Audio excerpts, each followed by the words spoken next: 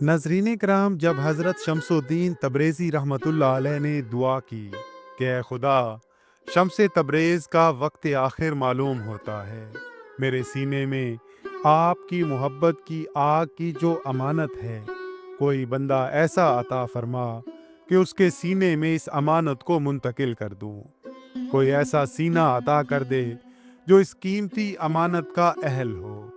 بارگاہ الہی سے الہام ہوا کہ اے شمس الدین، کونیا جاؤ، میرا ایک بندہ جلال الدین رومی ہے، میری محبت کی آگ کی اس امانت کو جو زمین و آسمان سے بھی زیادہ قیمتی ہے، اس کے سینے میں منتقل کر دو، اس کا سینہ اس کے قابل ہے۔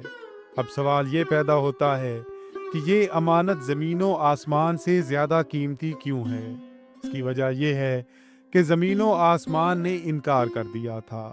زمین اور آسمان جیسی عظیم القامت مخلوق نے جس امانت کو اٹھانے سے انکار کر دیا، اللہ کے عاشقوں کے دل نے اسے قبول کر لیا۔ جو 1.5 چھٹانک کا ہے مگر اس کو 1.5 چھٹانک کا نہ سمجھو۔ حضرت مولانا رومی رحمۃ اللہ علیہ فرماتے ہیں کہ در فراق عرصائے آ پاک جہاں، تنگ آیت عرصائے ہفت آسماں، کہ اللہ والوں کی جانوں میں، ان کے قلوب میں اتنا پھیلاؤ، اتنی وسعت ہے کہ 7 آسمان کی وسعت اس کے سامنے تنگ ہو جاتی ہے، کیونکہ وہ اللہ کے خاص بندے ہیں۔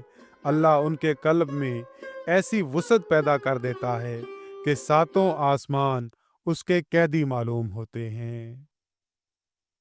ناظرین کرام، ویڈیو پسند آئی ہو تو اس کا اظہار کمنٹس میں ضرور کیجیے گا۔ اللہ تعالیٰ سے دعا ہے کہ اللہ تعالیٰ ہم سب کا حامی و ناصر ہو۔ آمین یا رب العالمین۔